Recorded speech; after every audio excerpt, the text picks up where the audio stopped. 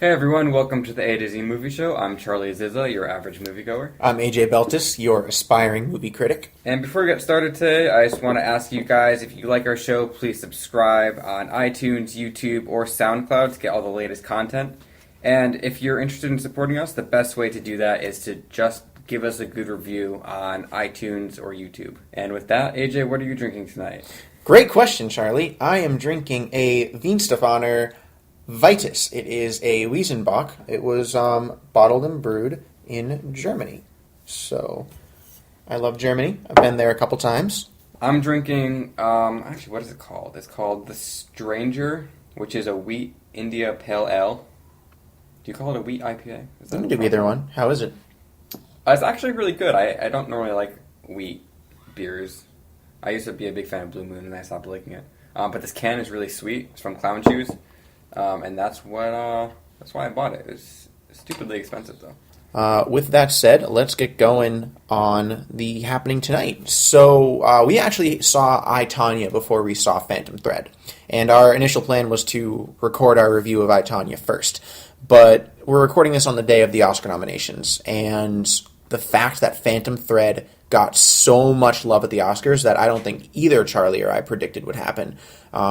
We knew that Daniel Day-Lewis was almost a shoe-in. Well, it's hard to predict it if you see it and then the next day is a nomination. Well, I mean, okay, so I've been following the review docket for a while now, and I knew that Daniel Day-Lewis was almost a shoe-in for a Best Actor nomination, but I had no idea that Leslie Manville would get Supporting Actress. I had no idea that this would get a Best Picture nomination, and Best Director is completely out of left field. So a lot of these are flat-out surprises, and I think the movie community is a little surprised by these two. So with that said, we decided to review this first because we thought that hearing a little bit more about this movie might be more important to you guys right now. And I, Tonya, it can wait a week. It's a great movie, but I think we can talk about that. We'll have that up for you guys next week. But before we talk about Phantom Thread, even more relevant time-wise is the announcement of all the Oscar nominations, which came this morning. Mm-hmm. Great. So we're 8:22 a.m. I rushed to work and I got there at 8:22, and they started at like 8:22:30, and I watched them from my desk. Did they announce this 8:22 is when we're releasing this information? Yeah, no, it's been announced a while ago that they usually do 8:22. 5:22. The Pacific Standard Time is when it happens. Why so. 22? I don't know. Well, it's always been 5:22 for like the earlier for the ones that most of the people who watch the morning shows don't care about. That's where cinematography and film editing and sound and things like that get their nominations. And then at 5:38, after they take a little break, the presenters come back and then they go live on like Good Morning America will capture it and they live stream it from there. And that's where the Best Picture nominations are announced and Best Director. So the higher tier categories are announced separately so that people won't sit around watching the other nominations. Yeah, I can't see the average moviegoer being particularly interested in Best Editing or even really Best Director unless I know the guy or girl.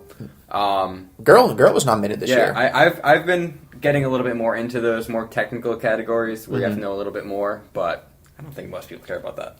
Actually, my mom one time, I was talking with her and another person, and this was the year that The Help was nominated for a couple Oscars, and she mentioned something. Oh, I think The Help should be nominated for Best Film Editing because I thought they edited that from the book really well. And I was like, Mom, that's not. Well, what yeah, best that's film the other editing thing. means. A lot of it's not what it means. People don't even know what some of this stuff means, which is understandable. I didn't know what a lot of this stuff was. I still don't know what all of it is. Yeah. I didn't really get what cinematography was until recently. Yeah.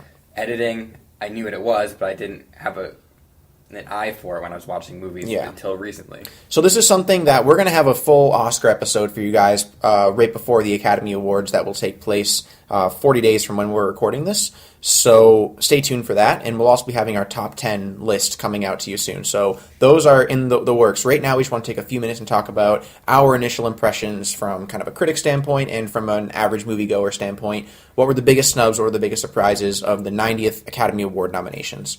Charlie, what were your initial impressions in terms of what shocked or surprised you? Well, first off, I want to say before we jump into this, if you guys are more interested in the Phantom Thread review, we'll in the description post the timestamp for you guys to jump to that. So surprises, I think AJ, you know what one of my biggest surprises is, and that is James Franco. No nom for him for Best Actor in Yep. The Disaster Artist. I was not only am I upset by that, I'm surprised by that. I don't get why. was, and I will tell you why. You're not going to like the reason.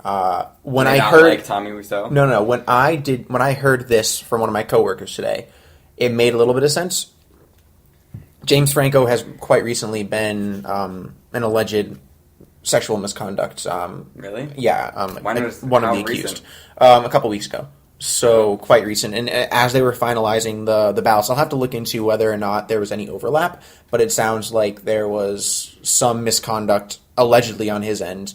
And Okay. they're wondering if that may have had a spillover effect. But yeah, he won a Golden Globe. He was nominated for Screen Actors Guild Awards, the latter of which is nominations by your peers the same way that the Oscars are. So I am very surprised too. But Yeah. I mean, I could see him not winning. That's he would not have won. right, and that's fine. But to not be nominated, I think that's just aside from the sexual misconduct allegations, which I didn't know anything about. I think it's insane that he wouldn't be nominated. Yeah, it gets to the point where you have to ask yourself how much can you separate the act from the actor. And performance-wise, I think he really should have been here from an objective standpoint, but it's a murky time in the industry, and we can't say it shouldn't matter because to them it does matter and they're the voters. So we'll see how this maybe is reformed in the future, to what extent these issues have a stake in nominations like this, but definitely a surprise, I feel. Yeah. One of the ones that made me angry, I think, as a snub, is Armie Hammer not being nominated for Call Me By Your Name. For supporting actor? Yeah, and there were a couple people that did slip into the supporting actor nomination. One of those surprises was Christopher Plummer. And he replaced, obviously, Kevin Spacey for All the Money in the World, only had 2 weeks to perform the part.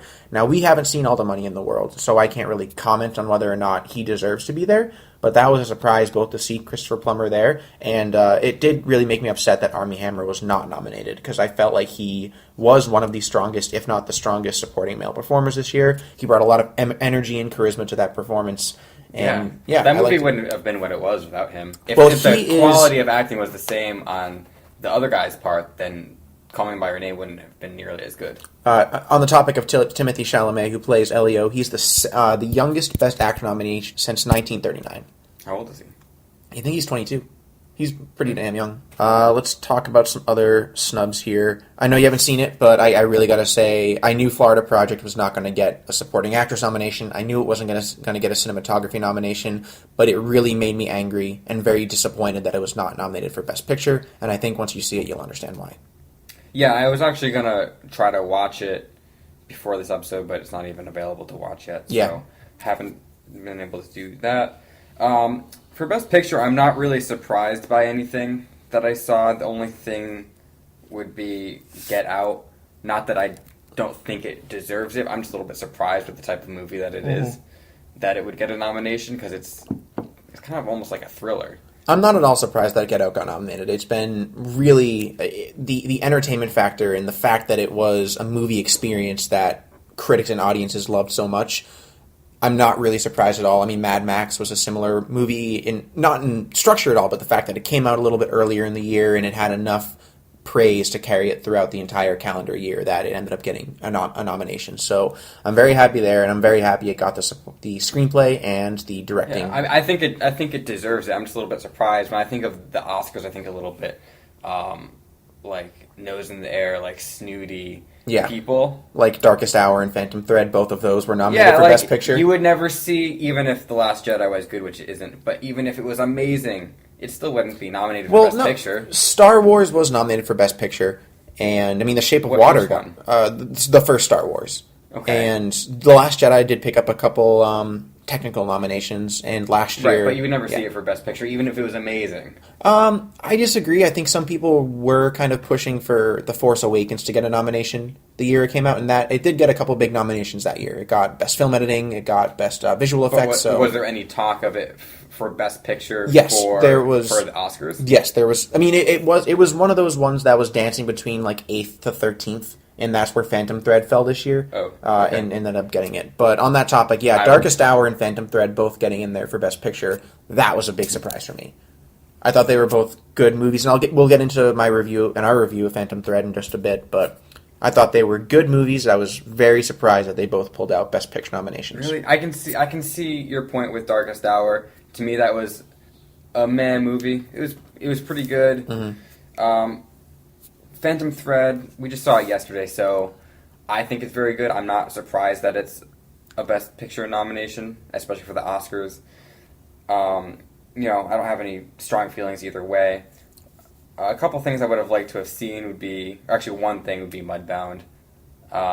That would have been nice to see, I guess. But I don't feel strongly either way on these nominations. I think they're fine and pretty much expected. Well, quickly before we go back to the director side of things, Mudbound was nominated for Best Cinematography, and Rachel Morrison is the first female cinematographer to ever be nominated in this category. So kudos not only to her for the nomination, but for Hollywood and Wait, she's the the movie first industry. person to be nominated as a female director? Cinematographer. Yeah, that's cool. Yeah, this is that issue of it's tough to blame the Academy for not nominating people of diverse backgrounds or of females. I think it's more so a call on Hollywood to encourage people who aren't white men to take upon these roles of film editors and sound mixers and cinematographers. And if their work speaks for itself, they get nominated, and that's what happened here. So congratulations, Rachel. I think you deserve it. Yeah, I mean, there's probably just a gender gap in how many people are in that field. Precisely. Engineering, they have a big problem with that in engineering, or and, a lot of jobs like that. So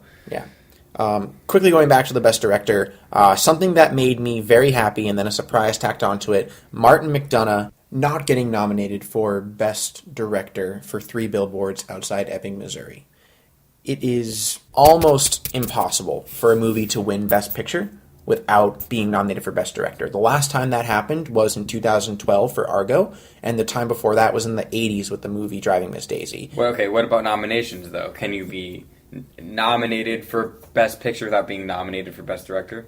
Oh, yeah. Just mathematically, there are 10 movies that get nominated for Best Picture, up to 10 movies, and only 5 people are nominated for Best Director. Oh, okay. I didn't realize that there was a difference there. So the fact also that Paul Thomas Anderson snuck in there, over a couple big other surprises, too.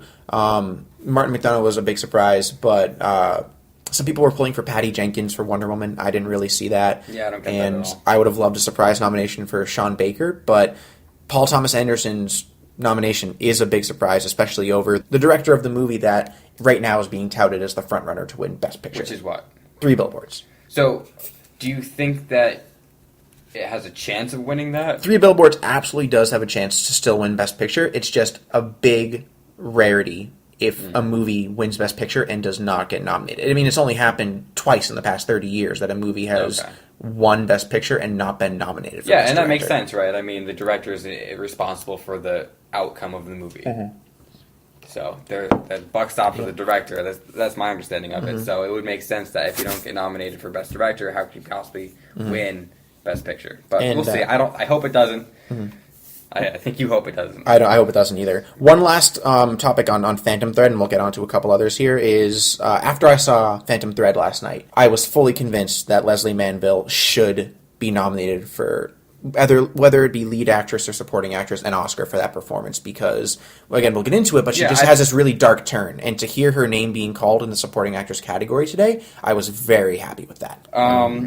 Let's see. Supporting actress. Which one is she? She was the wife in Phantom Thread. Okay. Yes. Got it. My thing with these nominations is there are 2 categories. Allison Janney. Who did she play again? She played the mom in I, Tonya. Right, okay. Her and Leslie Manville, I think are in a tier above the other 3 nominees. Well, who are the other 3? Because I know you haven't seen... So you I haven't seen Laurie Metcalf in Lady Right, Bird. but she played Jackie and Roseanne, so I can't take her too seriously. She also played Sheldon's mother in The Big Bang Theory. Yeah, I, again, can only take you so seriously. Mary J. Blige, she was okay, and Octavia Spencer in Shape of Water. I don't think that there was much to her character, and I don't really get why she was nominated. I think she did a fine job, but I don't get why she's nominated for a role that's just not that important or not that memorable. Yeah, I agree. I think Octavia Spencer was fine in this movie. I think she's a funny actress. She's also someone who got an early cred in The Big Bang Theory. But the fact that she gets nominated year after year really upsets me. I don't think she really adds anything to this movie. What did she get nominated for recently? Last year she was nominated for Hidden Figures, and that was a movie, if you haven't seen it, about 3 black women working for NASA in their early days, and the integral role that each of them played to assist in the space race, from what I remember it. Okay, so did she play a different type of character in that movie versus in Shape of Water? Now that I'm thinking of it, not really. They both worked in government facilities in a period piece, and they were sort of not really. They were looked down upon either for their race or their gender or both. Yeah. So, like I said, I'm not too impressed. I don't fault her for it at all, but I just don't think that there's anything here. I agree. Any justification for it. Okay. I'll just say for some more surprises that made me happy, Woody Harrelson for Best Supporting Actor. Now, I'm sad that this came probably at the expense of Armie Hammer. That didn't make me happy. But I hope not, because I'm happy he snuck in. I'm so indifferent towards that performance. Woody Harrelson's? Yes. I really appreciated that performance. There was a lot of subtlety, yet also complexion. It's better than okay, but it's not. I don't think it's win-worthy. I don't think it's win-worthy, but I think he did better than Sam Rockwell. Yeah. I can't really remember, but I'd say I don't think they were too far off from each other. But okay. And that's really it. Oh, one more thing that I'll say about a surprise before I get into the more technical nominations. The Post. You know how many nominations The Post got? I'm going to guess 2. 2. Okay. That was one of the bigger surprises for me, and I figured it may sneak in for Best Actor, which I don't think it should have gotten, or Best Screenplay, which I don't think it should have gotten. So are you saying that you're surprised that it got as many as 2 or as few as 2? As few as 2. Just because, again, there's a lot of Oscar bait factors to it. Yeah, we talked about that last week. Mm-hmm. I don't think it deserved. I think it deserved Best Actress for Meryl Streep nomination. I don't think it deserved Best Picture, and I don't think it deserves Actor or Director, neither of which it got. I hate to agree with you, AJ, but I agree with you on all of that. I think the best part of that movie, as far as awards goes, was Meryl Streep's performance. Sure. And again, because she was doing something different. It's not just like Meryl Streep for Meryl Streep, the same way that you would say Octavia Spencer for Octavia Spencer. Right. She added something new to this performance and this character. She played a difficult-ish role, and it was very convincing. Mm-hmm. Anyway, we've already talked about that. Give me a couple of more notes from you. So I think the cinematography category, I was a little bit surprised that Darkest Hour got it. I disagree with you there. I think it really deserved it, and we talked about that in the episode about how he was walking through the light in the window. Yeah, there was. I thought the same thing at first. That's just because the buildings in London in the 1940s were dusty. I thought they small did windows. At first, I was with you, but then when I thought more on it, I think it did deserve that nomination. Okay, fair enough, I guess, but I don't see it really. Okay, and I think Call Me by Your Name was a snub. I think that it was very good. Part of that. Sorry, what snub? For Call Me by Your Name, cinematography. Yeah, I think it should have gotten it. A lot of it, there are a lot of innuendos in that movie, which, I don't know, I caught them, and I'm sure that there's a lot more to it, but, I mean, that took a lot of attention to detail, and I thought it was very good. It was fine for me. It actually was a front runner. It was I think it was in the top 3 to 5 to be nominated according to Gold Derby, and they usually do a pretty good job. I'm glad Shape of Water got it. Didn't see Dunkirk, but it probably was. Dunkirk good. deserved that cinematography nomination. You have to 9 ways to Sunday in a war movie. Mm-hmm. We can talk about our predictions and what we want. Yeah.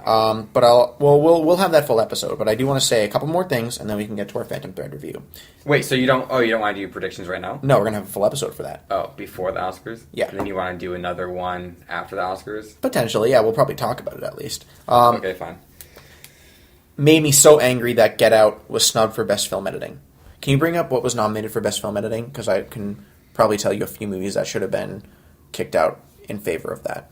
Baby Driver. Totally deserved it. I'm so happy with Baby Driver's nominations for film editing, sound editing, and sound mixing. Okay. All of those are very deserved. All right, okay. Dunkirk deserved it. Tanya, which I think definitely deserves it. I think so. The Shape of Water, sure.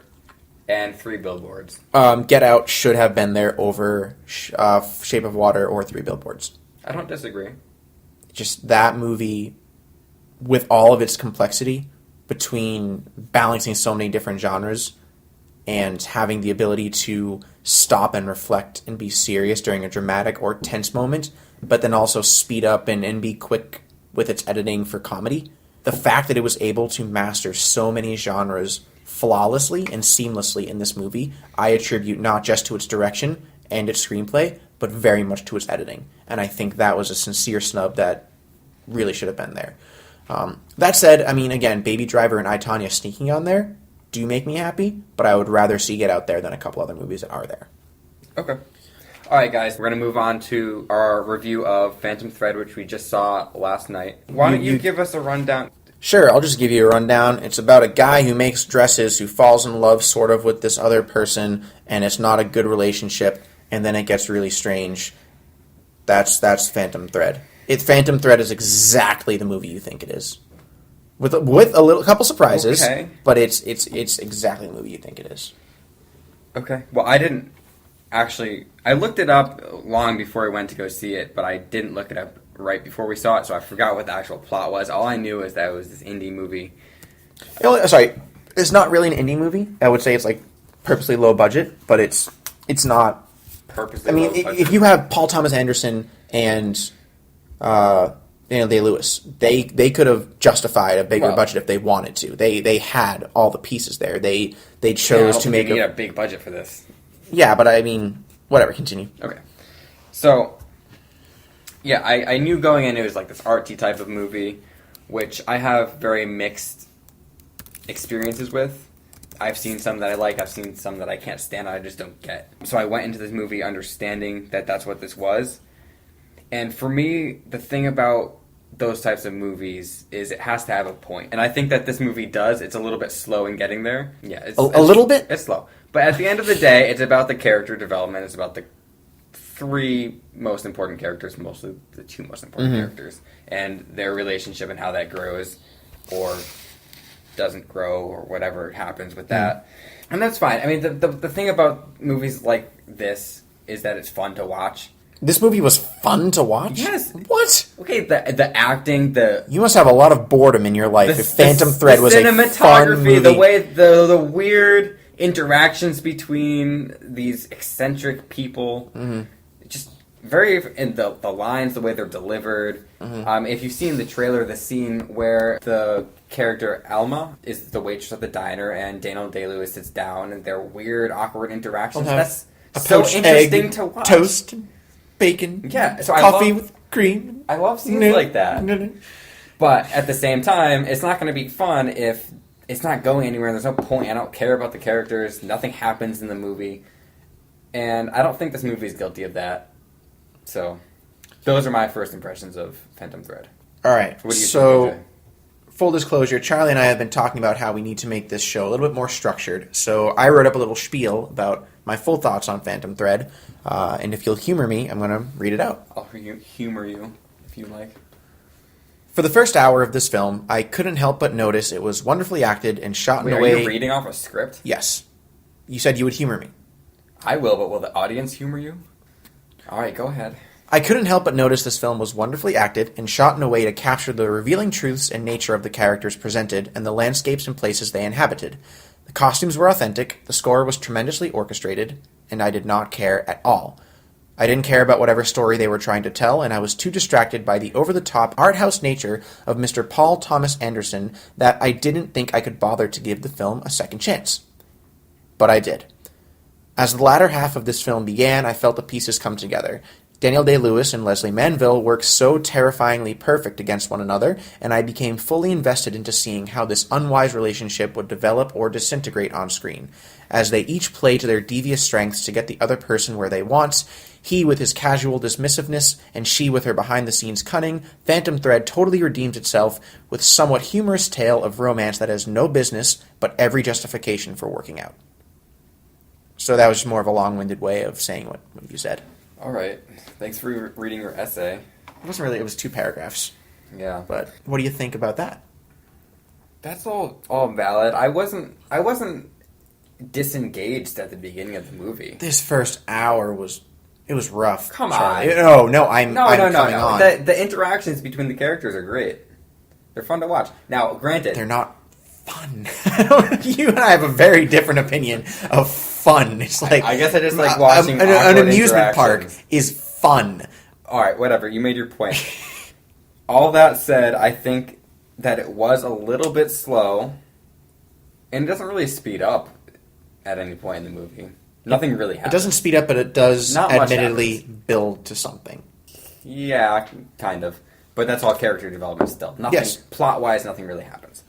I'm going to disagree with you there. That's a discussion for spoilers. But That's fine. I don't think anything noteworthy happened in the plot. It was also a little bit confusing, in my opinion. You said earlier that this supporting actress who played Cyril? I don't even know what's her name. Leslie Manville, who played Alma? No. Oh, we're talking about different people. No, who's the one who becomes Mrs. Woodcock? Alma. Yeah. Okay, so that's what I'm talking about. Okay. Oh, okay.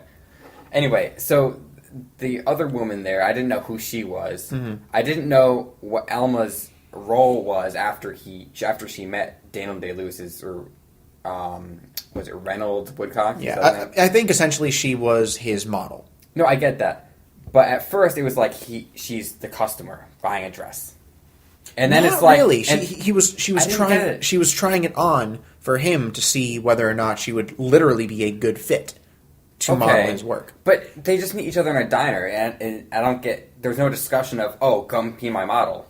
It just happened. She's trying on a dress all of a sudden. I don't know if she's buying the dress, and then all of a sudden that she's going. I think they were just hanging out. She's going to dinner with him and this woman who he's very close with, and then all of a sudden she's like an employee, and then she's his wife.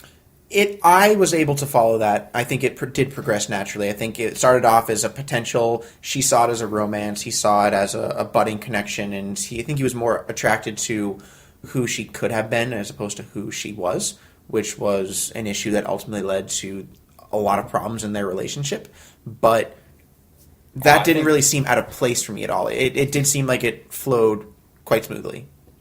Okay. I think it was a little bit confusing, and maybe could have been explained a little bit more to the audience what exactly was going on. I was always questioning, what is this relationship? What is the goal? How did it start? Where's it going? And I think to a degree that's intentional, but also I just didn't exactly know who these people were and what they're doing.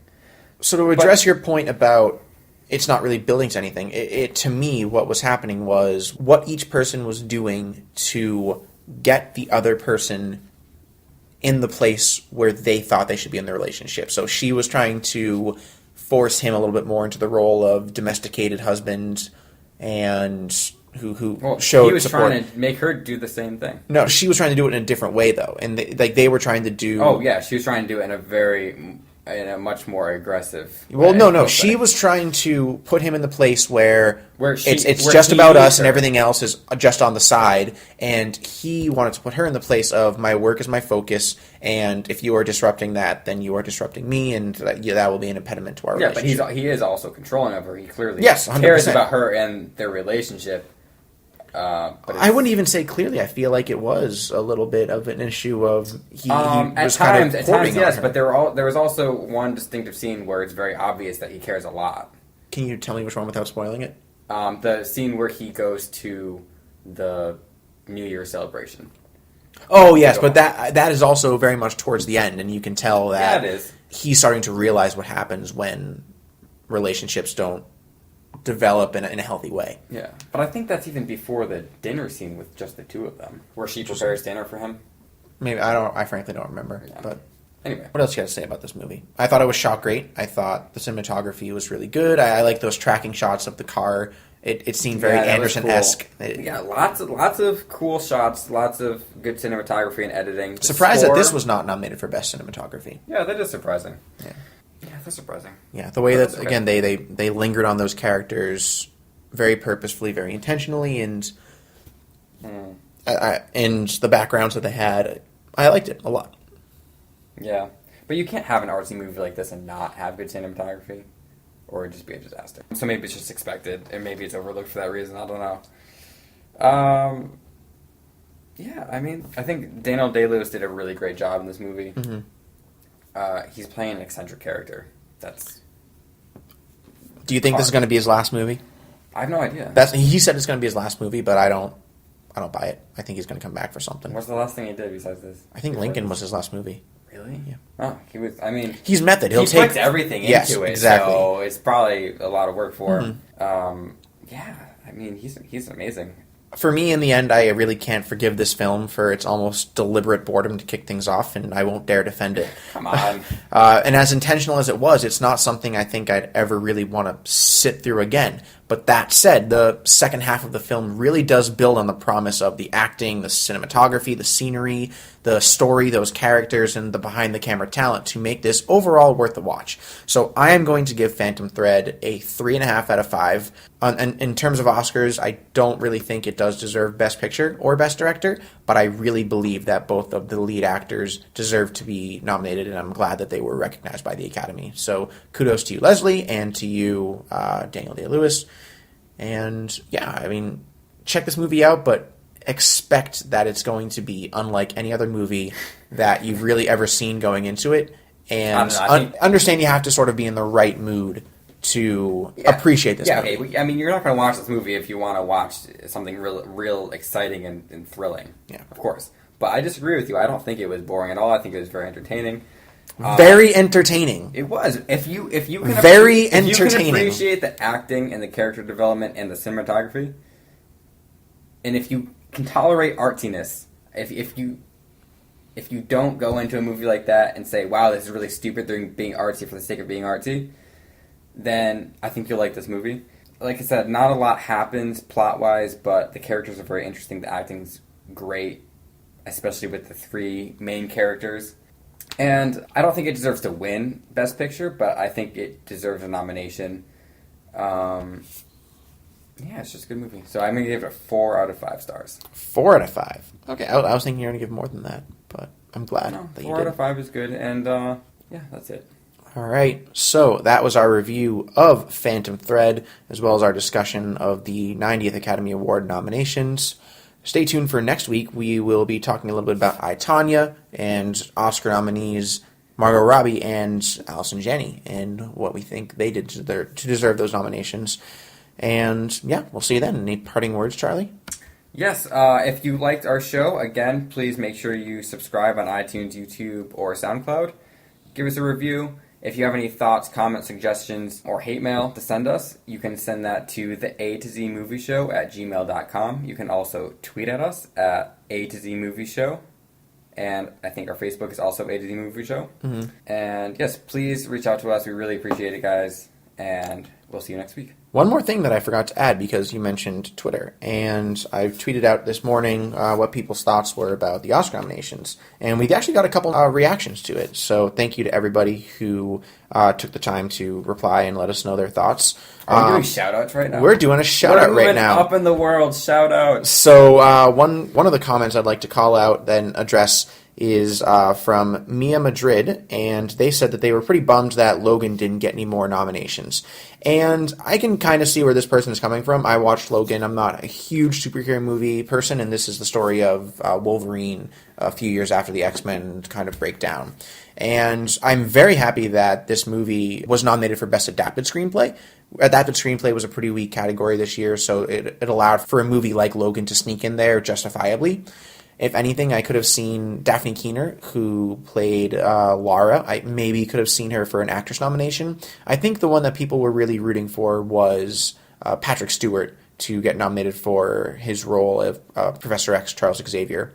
And feasibly, that could have worked. And then maybe some of the technical stuff like film editing. And I feasibly could have seen this slipping in a little bit more, but I personally can't say I'm very disappointed because it was a movie that I liked but didn't love, but I am happy that it did get a nomination somewhere because this was a great movie this year.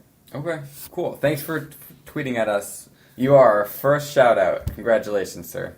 All right, we'll talk to you guys later. Thanks again for listening, and we'll see you next time.